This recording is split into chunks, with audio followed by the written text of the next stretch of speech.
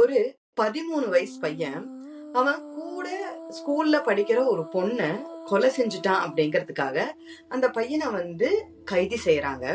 அந்த பையனை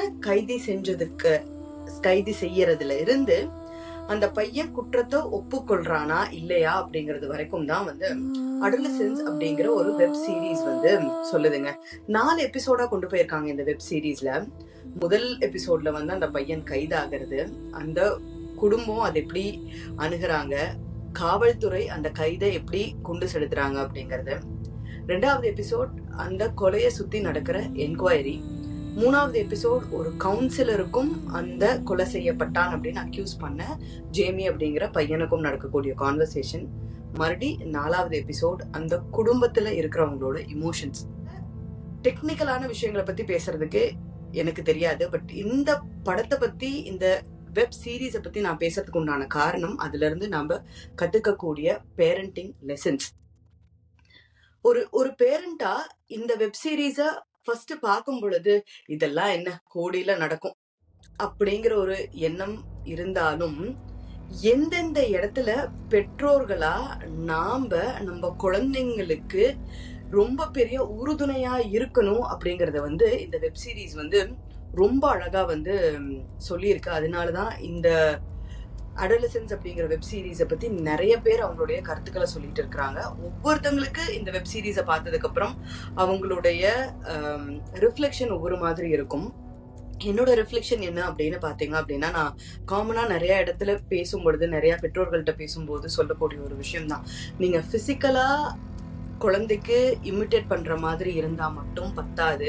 உங்களுடைய மனநிலைமை, உங்களுடைய இமோஷன்ஸ், உங்களுடைய தாட்ஸ் எல்லாத்தையுமே குழந்தைங்க அப்சர்வ் பண்ணுவாங்க.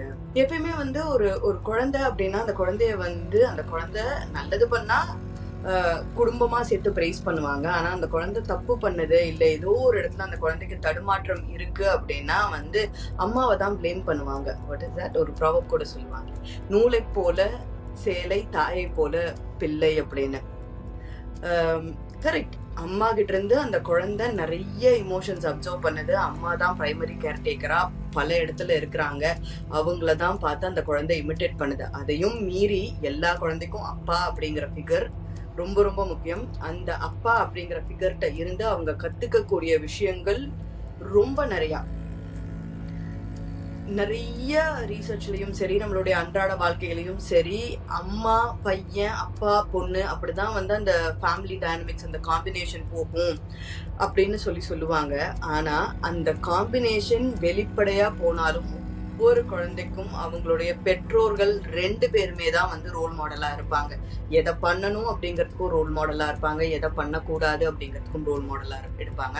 இப்ப இந்த கதையை பார்த்தோம் அப்படின்னா அந்த மெயின் கேரக்டர் ஜேமி அப்படிங்கிற பையனோட அப்பா எந்த அளவுக்கு அவரோட இமோஷன்ஸ் எல்லாத்தையும் தனக்குள்ள அப்படியே ஒரு சிலர் எக்ஸ்பிரஸே பண்ணாம இமோஷன்ஸ் அப்படியே அவங்களுக்குள்ளேயே போட்டு வச்சிருப்பாங்க. அதுவும் நம்மளுடைய ஏசியன் கண்ட்ரில அப்பா அப்படிங்கிற ஃபிகர் வேலைக்கு போகணும், சம்பாதிக்கணும், குடும்பத்தை காப்பாற்றணும், அந்த ஒரு ப்ரெஷர்லயே ஓடிக்கொண்டு இருக்கிற அப்பா கேரக்டர் தன்னோட இமோஷன்ஸை வெளியிலேயே கொண்டாட மாட்டாங்க.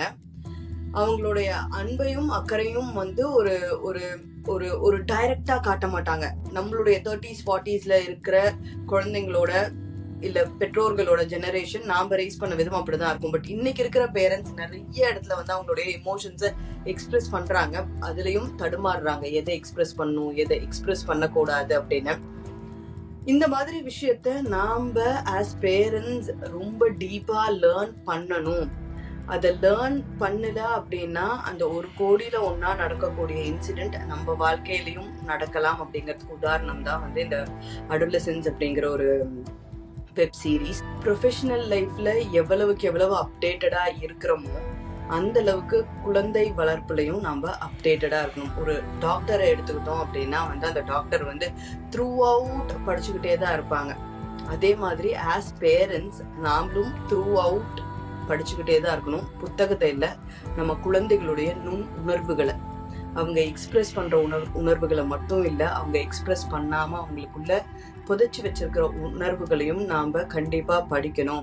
அது நம்மளுடைய வாழ்க்கைக்கும் சரி, நம்மளுடைய குழந்தையோட வாழ்க்கைக்கும் சரி, நம்ம குடும்பத்தோட ஒரு growthக்கு, ஒரு குடும்பத்தோட ஒரு அமைதியான பீஸ்ஃபுல்லான லைஃபுக்கு எந்த அளவுக்கு முக்கியம் அப்படிங்கறத வந்து இந்த அடலசன்ஸ் அப்படிங்கிற வெப் சீரிஸ் சொல்லியிருக்கு.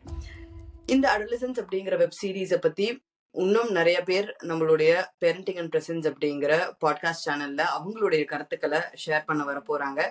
அவங்களோட சேர்ந்து நானும் இந்த வெப் சீரிஸ்ல இன்னும் நான் தெரிஞ்சுக்கிட்ட நிறைய விஷயங்களோட உங்ககிட்ட பகிர்ந்துக்க ஆசைப்படுறேன். நீங்க இன்னும் அந்த அடல்சன்ஸ் அப்படிங்கிற வெப் சீரிஸை பார்க்கல அப்படின்னா கண்டிப்பா பாருங்க.